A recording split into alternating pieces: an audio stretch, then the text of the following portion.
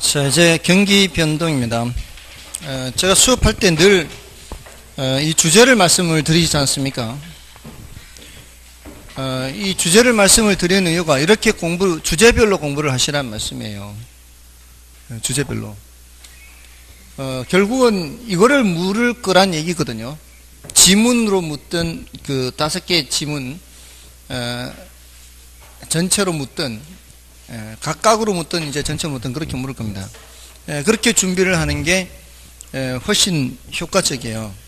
어떤 질문을 스스로 했을 때 스스로 대답을 할 수 있어야 문제를 읽었을 때 답을 할 수가 있겠죠. 그렇지 않으면 답을 할 수가 없을 것 아닙니까? 저도 처음에 공부를 할 때 대학교 갔을 때 어떻게 공부를 해야 될지 막막했습니다. 객관식 시험만 보다가 주관식으로 보자니까 이게 도대체 어떻게 공부를 해야 되는지 막막했죠. 근데 그러니까 결국은 이제 시험을 잘 못 보죠. 그 어떻게 공부를 해야 될지 모르는 상황에서 나타나는 현상이 뭐예요? 안 하는 거죠. 포기하는 거죠. 안 합니다, 공부를. 그러니까 그런 표현들 요즘도 쓰는지 모르겠지만 초저공비행이라고 했어요. 그 초저공비행, 그게 뭔가 하면은 저희가 학교 다닐 당시만 해도 제적이 있었어요. 학사 경고가 있었고 2번 연속 학사 경고를 받으면 제적이에요. 어렵게 공부해서 들어간 학교가 잘리는 거예요. 2.0이 커트라인이에요. 학점 평점 2.0. 2.0이면은 그게 C0인가요? C0예요. C0. 그게 이제 커트라인이 되는 거죠. 그러면 C0 2.0인데 제가 1학기 때 2.06을 받았어요. 2.06이에요. 2.6이면 06이면 한 학점짜리를 한 단계 밑에만 받았어도 학사 경고 날아와요. 그럼에도 불구하고 정신을 못 차리고 2학기 때 또 놀아서 2학기 때는 2.02였어요. 아슬아슬하게 경고 넘겨냈죠. 근데 그 1학년 때 점수를 3점대로 끌어올리기 위해서 제가 이제 학점 세탁이라고 하죠. 학점 세탁. 학점 세탁을 하기 위해서 주로 학점 세탁을 하려면 어떤 과목을 해야 되는가 하면은 D- 겨우 F 안 받은 거, F 안 받은 이런 과목을 점수를 끌어올려야 돼요. 그래야 낮은 점수가 사라지면서 높은 점수가 가니까 많이 끌어올리죠. 그대로 두고서 다른 거를 A+ 받아서 올리려면 훨씬 더 힘들거든요. D-를 A+로 바꿔버리면 2배의 효과가 나타나는 거죠. 아무튼 그런 거를 재수강하려고 엄청 애를 썼죠. 근데 이제 군대 갔다 와서 이제 생각을 했죠. 나도 이제 공부 좀 해야 되겠다. 어떻게 하면 될까?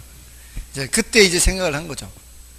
시험 출제를 어떻게 할까? 선생님이라면 어떻게 출제를 할까? 제가 이제 스스로 생각을 한 거죠. 전공 과목으로 이제 들어갔으니까 처음에 이제 경제학을 공부하는 거니까 어떤 질문을 할 수 있을까? 이제 처음 공부하는 애들이라면 어떤 질문을 할 수 있을까요? 경제학을 처음 공부하는 애들한테 경제학이란 무엇인가? 질문할 수 있잖아요. 처음 공부를 하는 사람들이니까. 그래서 제가 그 경제학이란 무엇인가 이거를 이제 질문을 했고요. 이제 책을 보고 대답을 해야 될 거 아니에요. 경제학이란 어떤 학문인지를. 그러니까 책을 보고서 이제 작성을 하는 거죠. 답안 작성을 하는 거예요. 그렇게 해서 이제 답안을 작성해 놓고 혹시 이 문제가 나오면 이렇게 해야 되겠다. 이렇게. 그 다음에 수요 법칙에 대해서 설명하여라. 이제 미리 이제 몇 개 문제를 찍는 거죠. 제가 예상을 하는 거죠. 수요 법칙에 대해서 이렇게 미리 준비를 하고 수요량 변화, 수요 변화에 대해서 설명하여라. 설명하고 이렇게. 우리 때는 또 그 대체 효과 이런 것만 특히 더 설명하기도 했어요. 소득 효과, 대체 효과 지난주에 했던 거 그런 거를 이제 몇 개를 준비를 했죠. 몇 개를 준비를 했는데 50점짜리 시험에 경제학이란 무엇인가가 나왔어요. 똑같이 나온 거예요. 50점짜리가 50점짜리에 이게 딱 적중이 되잖아요. 그럼 기본 A예요, A. 잘 못 보면 A 마이너스. 보통으로 보면 A 제로. 다른 걸 못 보면은 A 제로. 그래도 A 제로인데, 이걸 잘 보면. 근데, 다른 것도 적중을 하잖아요. 그럼 당연히 A 뿌리죠, 이건. 질문한 대로 다 대답을 하니까. 미리 다 준비가 돼 있으니까. 아무튼, 그렇게 하고 난 후로부터는, 이렇게 공부를 하면 되는구나. 그러니까, 미리 수업을 듣고 이제 수업을 들을 때, 어떤 거를 설명을 했으면 이제, 거기에 대해서 미리 스스로 자문자답을 하는 거예요, 자문자답. 미리 이렇게 해서, 책 보고 이렇게 준비를 해야죠, 당연히. 책 보고 준비를 이렇게 해놓고, 그 문제 나오면 이제 생각하는 거 없어요. 그냥 쓰는 거예요. 그냥 외운 대로 쓰는 거죠. 이게 다 외워야 되니까. 책 보고 할 수가 없죠. 우리 때는 시험, 주관식은 책 보고 해도 돼요. 근데 책 보고 시험 보면은 다 못 써요, 이걸. 시간 내에 다 못 쓰는 거죠. 언제 찾아보고 써요. 다 이미 입력이 돼 있어야 되지. 그렇게 하니까 점수가 좀 올라가는 거죠. 그러니까 객관식도 마찬가지입니다, 사실은. 객관식도 지금 방금 주제를 말씀을 드렸잖아요. 그런 주제별로 질문을 한다는 거죠. 탄력성과 균형의 이동. 그러니까 비탄력적일수록 가격이 더 변한다. 비탄력적일수록 수량은 덜 변한다. 뭐 이런 식으로. 또 판매 수입. 수탄이 1보다 클 때는 가격을 낮추고 1보다 작을 때는 가격을 올려서 판매 수입을 증가시키고 이런 게 지문으로 나온다 이 말이에요. 그러니까 쓴 거를 잘 기억을 하시란 말이에요. 그래서 그 주제별로 여러분들이 자문자답을 했을 때 대답을 하는지를 생각을 해보라고요. 그 다음에 경기 변동도 마찬가지야. 경기 변동에서는 경기 변동의 유형, 어떤 경기 변동들이 있는지를 보고, 그 다음에 부동산 경기의 특성, 그리고 순환 국면 특성이 있어요. 순환 국면 특성. 그 다음에 이제 거미집 모형이 있어요. 그 다음에 이제 플러스 알파로 공부하는 건 측정 지표라는 게 있습니다. 측정 지표. 경기가 좋은지 나쁜지 뭘 보고 측정하냐 이거죠. 자, 그럼 이제 유형에서는 이제 순환 여러 가지가 있죠. 유형에서는 경기 변동의 유형에서는 순환 변동도 있고 계절 변동도 있고 장기 변동도 있고 무작위 변동도 있고 이렇게. 근데 여기서 우리의 주된 관심은 순환 변동이에요. 다른 것들은 뜻만 알면 되는 정도고 중요도가 낮아요. 지금 여기 다 부동산 경기 특성이나 순환 국면 특성 얘기하는 게 다 순환 국면을 얘기하는 거예요. 다른 것들은 이런 게 있다는 정도예요. 그래서 30쪽에 부동산 경기 변동 개념에서 부동산 경기 변동해서 의의는 이제 여러분이 봐주시고요. 밑에 부동산 경기 변동 유형에 순환 변동 있죠. 순환 변동은 이거는 이제 경기 변동을 구성하는 여러 변동인 중 경제 활동의 장기적인 추세 변동으로부터의 이탈을 말해 이탈. 이제 오르락 내리락 하는 것을 말하는 거죠. 그래서 그 밑에 도표가 그려져 있죠. 그 도표에서 이제 수평축을 중심으로 위로 이탈, 아래로 이탈 이렇게 그려져 있죠. 그 수평축을 이렇게 장기 추세로 보면 이렇게 되는 거예요. 수평으로 바꾼 게 이렇게 원래는 이렇게 되어 있는데 이걸 위로 이탈, 아래로 이탈 이렇게 나타나는 거를 이게 순환 변동이라고 하는 거죠. 위로 이탈, 아래로 이탈, 위로 이탈, 아래로 이탈. 저걸 수평으로 바꾼 상태가 그 밑에 도표입니다. 그 밑에 도표 개념들을 다 익혀 두셔야 됩니다. 회복, 상향, 정점, 후퇴 이렇게. 정점을 찍고 후퇴죠. 그 다음에 하향, 저점 찍고 다시 회복이고요. 그리고 저점과 정점의 차이를 진폭. 똑같은 모양이 반복되는 하나의 구간을 주기. 자, 이런 내용들을 다 익혀야 되고, 상향을 호황이라고도 합니다. 그리고 하향을 불황이라고도 합니다. 다음에 그 오른쪽에 장기적 변동하는 게 있죠. 자, 이 장기적 변동은 이제 그 기억은 여러분이 보시면 되는데, 그 주의를 할 것은 디귿이에요. 지금 여러분들이 보시는 게 장기적 변동에서 보는 건지 순환적 변동에서 보는 건지 자 이렇게 구별을 하셔야 되는데, 그리고 그 밑에 괄호 3번에 31쪽 괄호 3번에 부동산 경기 변동의 특성이 있지 않습니까? 그것도 순환 변동의 특성을 말하는 거예요. 자, 그래서 동그라미 2번의 디귿하고 오해를 하지 마세요. 동그라미 2번의 디귿을 보시면 부동산 경기의 장기적 변동은 일반 경기의 장기적 변동보다 기간이 짧고 이렇게 돼 있죠. 이 장기 변동에서는 말이에요.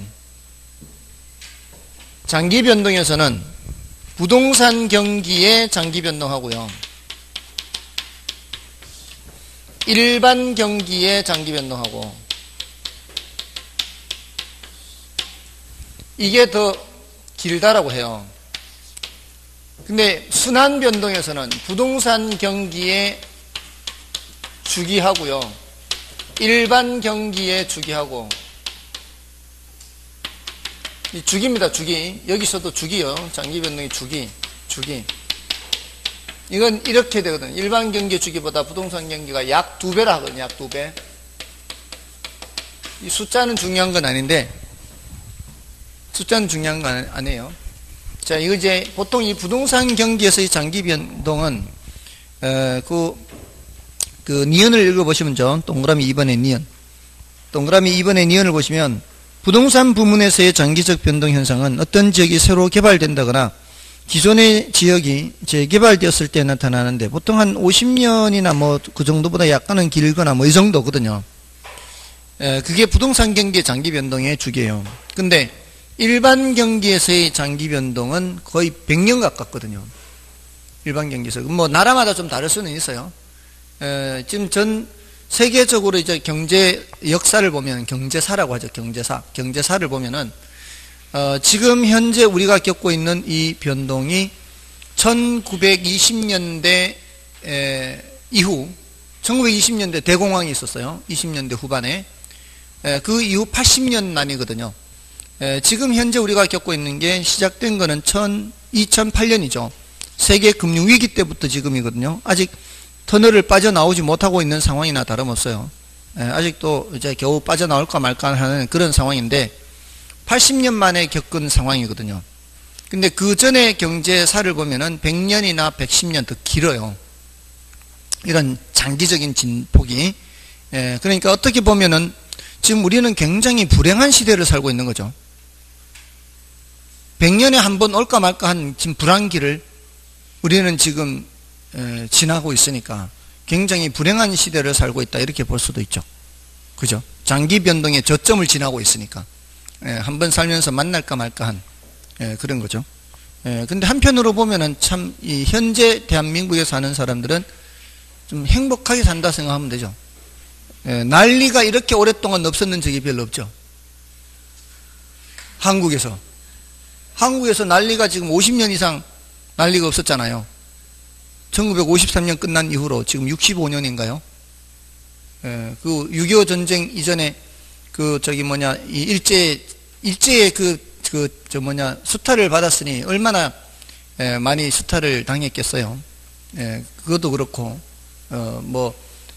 전쟁이라고 이렇게 끌려갔잖아요. 징용으로 끌려가고 위안부로 끌려가고 많이 끌려갔잖아요. 그리고 그 전에 한일 병탄이 되기 전에 동학농민운동 당시에 우리나라 국민들이 또 얼마나 많이 죽었습니까? 그게 대부분 일본 사람들한테 죽었어요. 그때도. 그게 그 청일전쟁의 시발이 되었죠. 그 동학농민운동 1차 동학농민운동이 일어났을 때 조선 정부에서 청나라에다가 원병을 청했죠. 자기 나라 농민을 쳐달라고 청나라를 불렀는데 이미 청나라하고 일본하고 사이에는 텐진조약인가 뭔가 있었어요. 청나라가 우리나라에 들어오면 자동으로 일본 군대가 들어오도록 조약을 맺어 놓은 상태였어요. 그러니까 나라에 힘이 없으니까 그런 상태예요. 지금 힘이 어느 정도 있어도 마찬가지죠. 지금도 보세요. 지금 남과 북이 대화하려고 하는데 중국하고 미국이 개입하잖아요. 우리만의 문제가 아니거든요. 이게 사실은. 아무튼 그렇게 해서 청나라가 들어오니까 일본도 들어왔잖아요.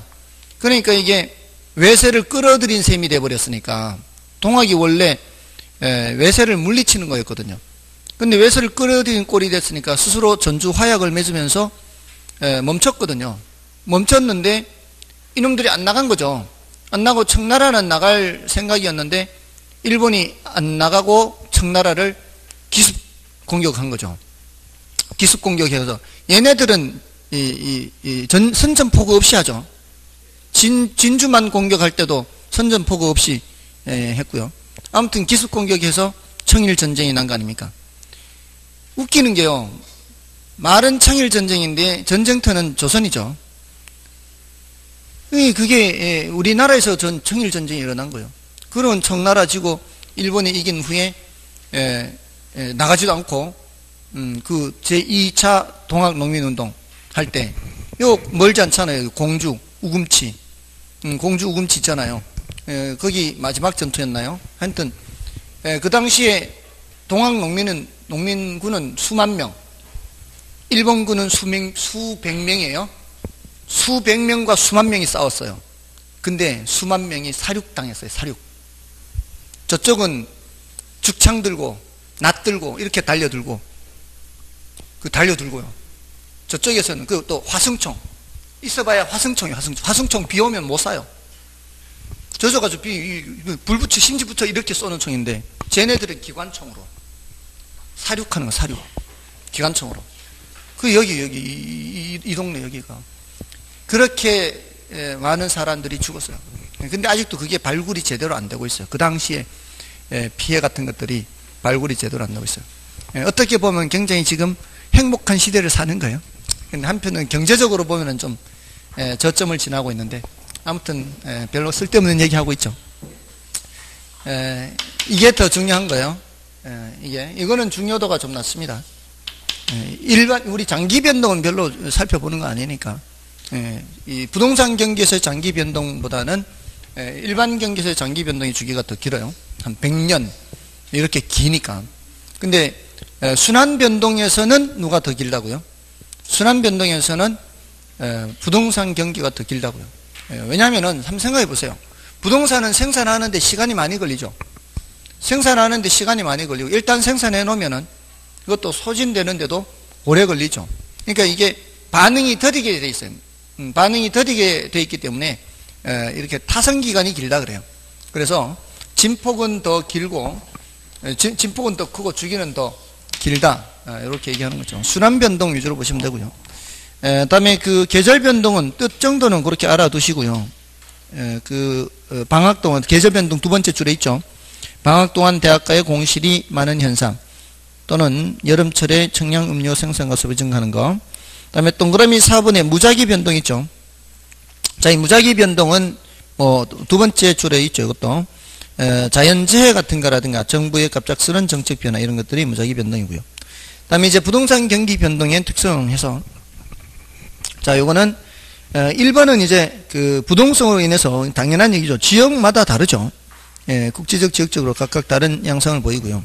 다음에 2번은 주기 진폭을 말하는 거죠. 순환 변동의 주기 기간이 약 2배 정도 길죠. 일반 경기 변동에 비해서. 그리고 일반 경기 변동에 비해 진폭이 더 크고요. 이것은 부동산 경기가 일반 경기에 비해 둔감하게 반응하여 타선 기간이 길기 때문이죠. 다음에 이제 3번과 4번, 5번은 함께 묶어서 기억해도 되는데요. 자, 요거는 이제 일반 경기하고 부동산 경기하고 병행하느냐, 함께 움직이느냐, 아니면 선행하느냐, 또는 역행하느냐, 또는 후행하느냐, 뒤쳐져서 가느냐. 자, 이런 여러 가지 모습들이 있다는 거죠. 어떤 뚜렷하게 이렇게 그 모습을 보이는 것은 아닌데, 여러 가지 모습을 보이는데, 대체로는 이렇다 그래요. 대체로는 일반 경기가 있으면 일반 경기에 앞서서 주식 경기가 있고요. 주식 경기가 좀 앞서 나간다 하죠. 정보들이 이제 반영되는 속도가 빠르니까. 그 다음에 이제 부동산 경기가 뒤쳐서 간다, 이렇게 보통 많이들 얘기해요. 보통 이제 후행으로 많이 얘기하는데, 근데 반드시는 그렇지는 않다는 것이고요. 그리고 이 부동산 경기를 부문별로 나눴을 때, 부문이라고 하는 부문별이라고 할 때는 주거용 부동산 경기와 상공업용 부동산 경기, 이렇게 나누는 거예요. 이렇게 나눠서 일반 경기와 주거용 부동산 경기는 좀 반대로 가는 경향이 있고요. 얘는 함께 가는 경향이 있다는 거예요. 왜냐하면 일반 경기가 지금 괜찮다는 얘기는 제조 유통활동이 활발하다는 얘기예요. 일반 경기가 괜찮다, 제조 유통활동이 괜찮다. 그러면 제조 유통활동의 과정에서 필요한 부동산이 많이 필요할 거 아니에요. 그러니까 얘네들이 잘 굴러간다면 얘도 잘 굴러간다는 얘기예요. 그러면 인적 물적 자원이 이쪽으로 많이 투입되면은 여기는 별로 투입되지 않는다는 얘기예요. 그럼 얘네들은 서로 역행의 관계에 있다는 거죠. 물론 이것도 역행의 관계에 있죠. 자, 이렇게 부문별로 놓고 보면 좀 다를 수 있다는 거죠. 근데 얘네들을 가중평균하면 이 말이에요. 얘네들을 주거용 부동산 경기와 상공업용 부동산 경기를 가중평균, 가중평균하면은 보통은 이제 일반 경기보다는 뒤쳐서서 나타난다 이 말이에요. 요거 이제 평균치적 성격 때문에 그렇게 해서 3번, 4번, 5번은 함께 묶어서 생각하시면 되고요. 그 다음에 6번은 뭐 여러분이 읽어보셔도 뭐 큰 문제 없고요. 거기 뭐 6번의 두 번째 줄에 우경사 비대칭 이런 말이 있는데, 우경사 비대칭은 이걸 말하는 거야. 아까 이거 장기적인 추세가 있으면 그 추세 위로 이탈 아래로 이탈 이렇게 되잖아요. 장기적으로는 성장한단 말이에요. 성장하면 이게 이제 시간이 더 많이 걸리고 이때는 시간이 좀 짧게 걸리고 이렇게 된다는 거죠.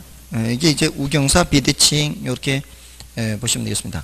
7번은 여러분이 봐주시고요. 그 다음에 이제 괄호 4번의 순환 국면별 특성이 있죠. 이 괄호 4번의 순환 국면별 특성은 아까 그 4개 국면, 하향시장, 회복시장, 그 다음에 상향시장, 후퇴시장 이렇게 있잖아요. 그 국면별 특성을 말하는 거예요. 지금 조금 전에 얘기한 거는 이제 부동산 경기 특성이죠. 일반 경기에 비교했을 때 순환 국면 특성은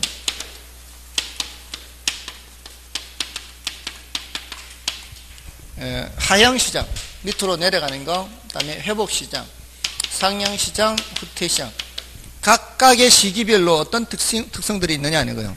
여기서 제일 많이 물었는 거는 매수인과 매도인 중에서 누구를 중시해야 되느냐 요거 하고요. 과거 사례 가격은 어떤 의미가 있느냐,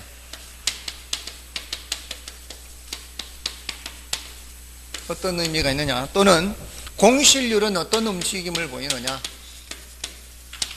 또 거래는 어떠하냐, 가격은 어떠하냐, 또 건축허가 신청 건수는 어떠하냐, 이런 식으로 여러 가지 이제 주제가 있을 수 있지 않습니까?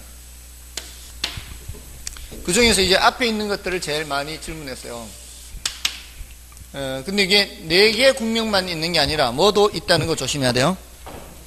안정시장이라는 게 있다는 거 좀 조심해야 돼요. 제가 처음에 이거 여기 경제학 공부하다가 여기 왔는데, 부동산 학교는 봤는데 안정시장이라는 게 있어. 도대체 이게 뭔 시장인가 깜짝 놀랐어요. 경제학에서는 보지 않던 거거든요. 근데 이게 모든 부동산이 이런 성격을 갖는 게 아니라 도심지 점포나 소규모 주택 있죠. 이런 것들이 이제 이런 성격을 갖는다라고 합니다. 그리고 실제로 이렇게 지금 실무하시는 분들 얘기를 들어봐도 주로 이제 전월세가 많은 지역 있죠. 단독주택 지역 가까이, 단독주택과 뭐 이렇게 빌라, 다세대 이런 데 많은데, 그런 데는 보면은 그렇게까지 힘들어 하거나 이러지는 않는 것 같아요. 왜냐하면 실수요자들이 있거든. 늘 이제 새 살고 나가고 이렇게 이런 사람들이 늘 있는 그런 동네는 그렇게 힘들지는 않는데요. 근데 이렇게 좀 투자 목적으로 이렇게 많이 오가는 그런 곳은 좀 뜸할 수가 있는 거죠. 그래서 이런 곳은 이런 부동산을 불황에 강한 부동산이라 그래요. 불황에 강한 부동산. 모든 부동산이 이런 성격을 갖는 게 아니죠. 그리고 주의를 해야 될 게, 얘가 후퇴시장 다음에 오는 것도 아니고 상향시장 다음에 오는 것도 아니고 얘네들과는 별도로 존재하는 거죠. 따로 생각해야 되는 겁니다. 그러고 나서 이제 매도인 매수인 이렇게 생각하면 되는 거죠. 자, 보통은 이제 올라가고 내려가고 이렇게 할 때 이렇게 올라가는 시기는 누가 중시가 돼요? 올라가는 시기에는 사려는 사람과 팔려는 사람 누가 배짱이에요? 팔라는 사람이 배짱이죠. 계속 올라가고 있으니까. 그러니까 매도인이 중시가 되는 거죠. 내려갈 때는 매수인이 중시가 되는 거죠. 그래서 상도 하수 이렇게 기억하시고요. 근데 요 정점이나 저점을 찍은 후퇴기와 여기 회복기에는 그 뉘앙스가 약간의 차이가 있어요. 표현의 차이가. 왜냐하면은 이때는 매도인이 중시가 되고 이때는 매수인이 중시 되는데 여기는 이제 여기서 이쪽으로 바뀌었다 이렇게 해서 매도인 중시에서 매수인 중시로 바뀌는 시기 이렇게 표현을 하고요. 여기서는 매수인 중시가 강화되는 시기 이렇게 하고요. 그럼 여기는 매수인 중시에서 매도인 중시로 바뀌는 시기 이 시기는 매도인 중시가 강화되는 시기 이런 식으로 약간의 표현의 차이가 있다는 거죠. 매도인 중시고 매수인 중시긴 해도 약간의 차이가 있고요. 그 다음에 이제 과거 사례 가격의 의미는 우리 이제 감정평가 방식의 비교 방식 있죠. 그 비교 방식에서는 과거에 거래된 사례 또는 임대된 사례를 보고서 비교하는 거죠. 근데 과거에 거래된 그 물건하고 비교해서 지금 가격을 평가를 해야 되는데 이렇게 올라가는 상황에서는 과거 사례 가격보다는 높게 평가가 될 거 아니에요. 그럼 과거 사례 가격은 새로운 거래에서는 하한의 의미가 있는 거고요. 내려갈 때는 과거 사례 가격은 상한의 의미가 있는데 요거를 이제 기준 가격이라 하거든요. 위 기준 가격, 아래 기준 가격. 그러니까 이 정점과 저점을 찍고 꺾였을 때에는 기준 가격에서 멀리 떨어져 있지 않아요. 그러니까 과거 사례 가격은 기준 가격이 될 수도 있고 상한이 될 수도 있고 두 가지 다 얘기를 하고요. 근데 여기까지 내려와 버리면 멀리 내려왔으니까 과거 사례 가격은 상한의 의미가 있다라고만 표현합니다. 여기서도 저점을 찍고 꺾였을 때는 회복이죠, 회복. 과거 사례 가격은 기준 가격의 의미가 있거나 하한의 의미가 있다라고 표현하는데 많이 올라가 버리면은 과거 사례 가격은 이제 하한의 의미가 있다라고만 하는 거죠. 이제 기준에서 많이 떨어져 있기 때문에 그렇게 뉘앙스의 차이는 있습니다. 어떤 때는 뭐 기준 가격 얘기하기도 하고요. 어떤 때는 기준 가격 얘기하지 않고 지문을 만들기도 하고요. 그렇게 만듭니다. 뭐 이런 내용들이고요. 다음에 공실률은 어떻게 했어요? 공실률은 이렇게 내려가는 시기에는 공실률이 늘어날 거고 올라가는 시기에는 공실률이 줄어들 거고 다음에 거래는 이럴 때는 거래가 이제 한 건, 두 건 생기기 시작하는 거죠. 회복기에는. 그러다 이때는 거래가 활발하고요. 그러다 이때는 거래가 이제 한산해지기 시작하다가 거래가 이제 거의 없는 시기. 다시 거래가 한 건, 두 건 생기는 시기. 그다음에 가격은 이렇게 올라가다가 내려가거나 이제 둔화되는 시기 뭐 이렇게. 그다음에 건축허가 신청하는 거는 이때 이제 회복기에 이제 건축허가 신청 건수가 차츰 늘어나겠죠. 이때 건축허가 신청 건수가 많이 늘어날 거고요. 이때 이제 줄어드는 거죠. 이때는 거의 없는 거고요. 뭐 이런 식으로 그래프를 그려가면서 생각하면 별로 어렵지는 않습니다. 자, 그런 내용들이 지금 거기 순환 국면별 특성에 해당하는 겁니다. 특히 그 안정시장을 조금 더 살펴보면은 자, 안정시장을 좀 더 보겠습니다. 나머지는 그 항목별로 여러분들이 살펴만 보시면 되고요. 요거는 이제 일반 경기 변동에서와는 달리 부동산 경기 변동에서 특히 고려되는 시장으로서 부동산 가격이 안정되어 있거나 가벼운 상승을 지속하는 시장을 말합니다. 이는 주로 실수요자에 의해 지탱되는 시장이다라고 볼 수 있고요. 또 안정시장은 후퇴 국면의 다음에 도래하는 시장은 아니며 하향 회복 상향 후퇴 국면과는 독립적으로 존재하는 시장이다.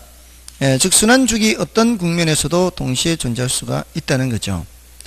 그리고 모든 종류의 부동산에 안정시장이 존재하는 것은 아니며 주로 위치가 좋은 소규모 주택이나 도심지 점포가 이에 해당하며 이를 불황에 강한 부동산이라고 합니다. 그리고 과거 사례 가격은 새로운 거래에 있어서 신뢰할 수 있는 기준 가격이 된다 이렇게 볼 수 있죠. 여기서는 안정시장에서는 가격 변화가 크지가 않기 때문에 그렇습니다.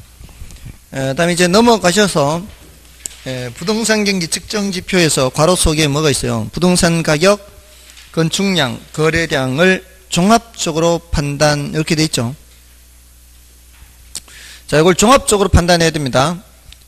가격 상승만 보고 경기가 좋다 그러면 돼요, 안 돼요? 가격 상승만 보고 경기가 좋다 그러면 안 되는 거죠. 그래서 그런 걸 주의를 하시고요. 자, 밑에 이제 보시면은 경기 변동의 선행, 동행, 후행 지표에서 선행 지표의 예로서는 건축 허가 면적이나 택지 분양 실적 이런 게 대표적이고요. 그 다음에 동행 지표에는 건축량 거래량, 그 다음에 후행 지표에는 이제 건축 완공량 이런 것들이 이제 지표의 대표적이다 보시면 되겠습니다. 다음에 이제 마지막 거미집 모형은 거미집 모형은 이제 시차를 도입해서 시장 균형의 안정성을 동태적으로 검토하는 이론이죠. 여기 동태적이라는 얘기는 시간의 흐름을 반영했다는 얘기예요. 시간의 흐름을 반영했다. 원래 이 이론의 유래는 미국의 주기적인 돼지 옥수수 가격 파동을 분석하고자 수립했던 이론입니다. 그러니까 1950년대 미국에서 어떤 해는 옥수수가 많이 생산돼서 폭락했다가 어떤 해는 또 폭등했다가 이게 반복되는 것을 관찰을 한 거죠. 이제 에치케리라는 학자가 이걸 관찰해서 연구를 해서 이게 거미집 모형이다 이제 이름이 붙었는데 이거를 부동산에도 적용하려는 거죠. 부동산에 적용하는 이유 중에 바로 이 가정, 괄호 2번의 가정이 있죠. 가정이 아주 비슷합니다. 그 가정이 이 부동산과 농산물이 비슷하기 때문에 이렇게 그렇게 가정을 한 거죠. 기본 가정이 뭔가 하면은 수요는 금기 가격에 의존해요. 수요는 금기 가격에 의존. 공급은 전기 가격에 의존해요. 자, 근데 요것만 있는 건 아니에요. 요것만 있는 건 아니고 뭐도 있는가 하면은 생산된 양은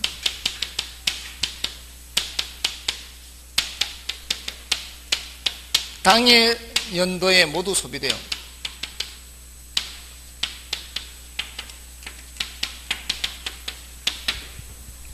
모두 소비된다고 하거든요. 저장이 안 돼, 저장.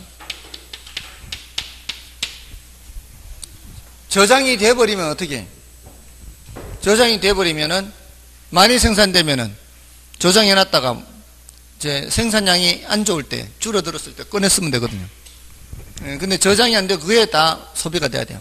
그러니까 농산물의 특징이 그런 것들이 대체로 요즘은 저장 시설이 옛날보다는 좋아졌는데 1950년대만 해도 그렇게 저장 시설이 좋지도 않죠. 거기에다가 수입이나 수출이 없어야 돼요. 수입도 안 되고 수출도 안 돼야 돼요. 이건 이제 폐쇄 경제를 말하는 폐쇄 경제. 수입 수출돼 버리면 이래도 이런 현상이 안 나타나요. 많이 생산되면 수출하면 되는 거고 적게 생산되면 수입하면 되는 거죠.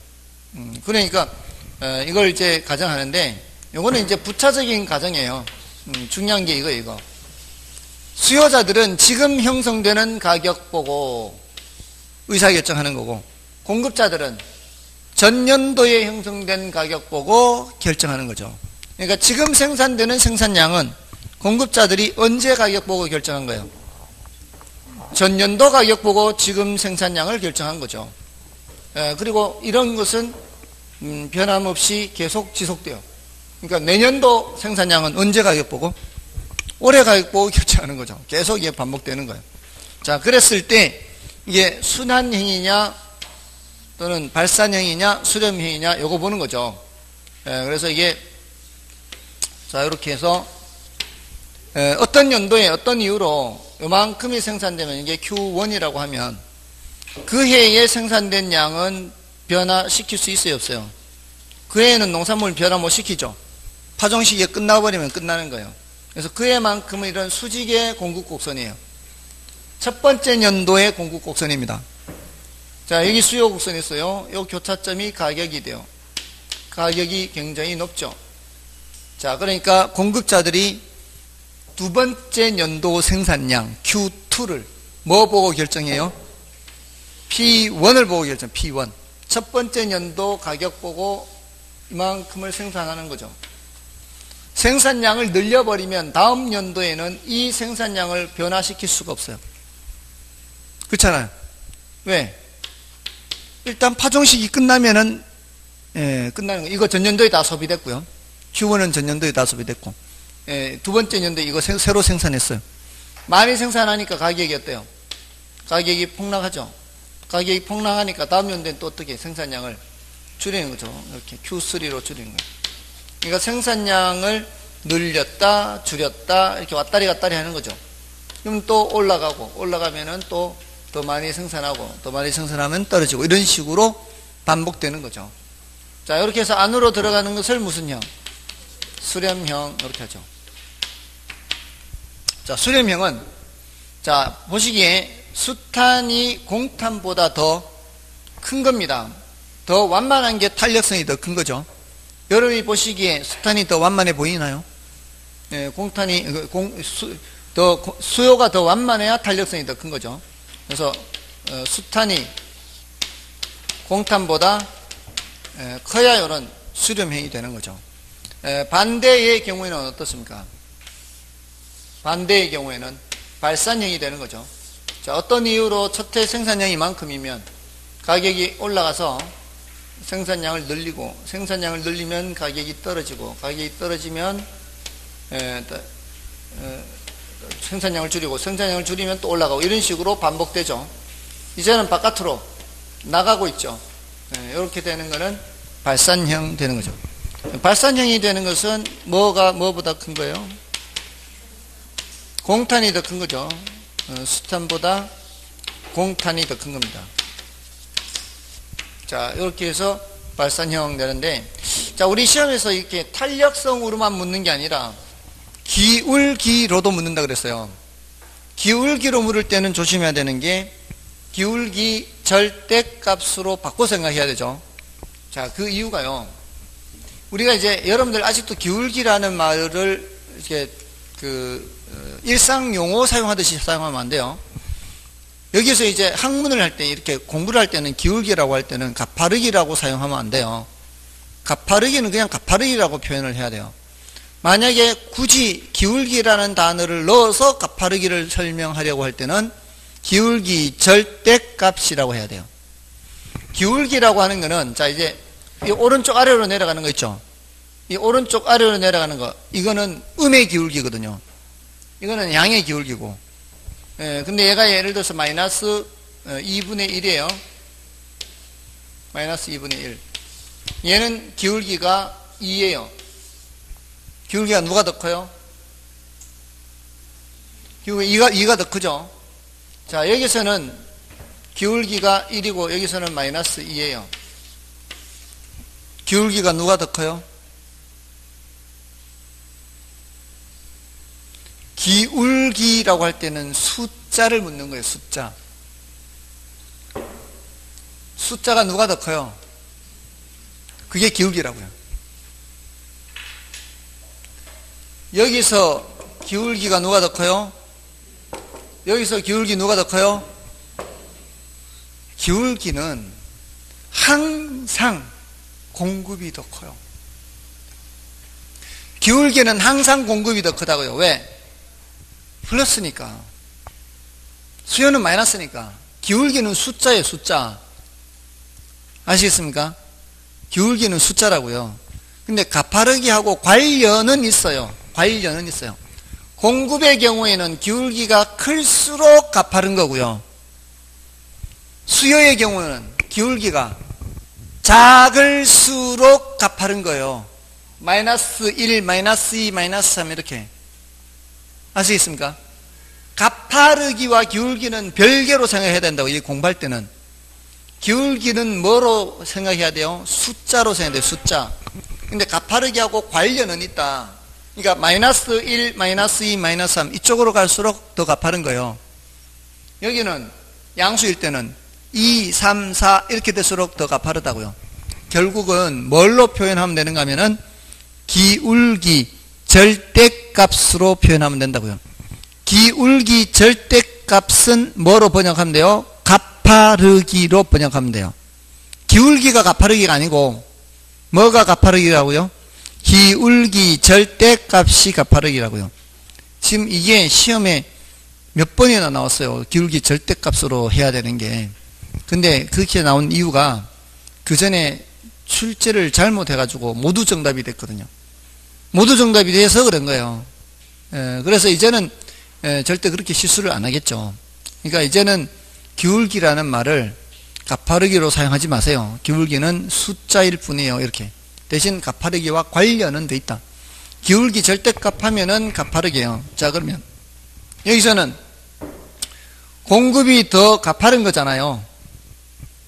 공급이 더 가파른 거잖아요. 그러니까 기울기 절대값이 누가 더 크다고요? 공급이 더 크다고요. 공급의 기울기 절대값이 누구의 기울기 절대값보다? 수요의 기울기 절대값보다 더 크다고요. 그래서 절대값, 기울기 절대값으로 나타낼 때는 부동호 방향이 어떻게 된다고요? 반대가 된다고요. 기울기 절대값으로 나타낼 때는 반대로 나타난다 이 말이에요. 됐나요? 그 다음에 이제 같으면 뭐고요? 같으면 순환형이에요. 순환형. 자, 일단 이게 이제 수렴형이냐 발산형이냐 순환형이냐. 자, 요건 이제 이렇게 보면 되고요. 그 밑에 이제 거미집 모형의 평가를 보십시오.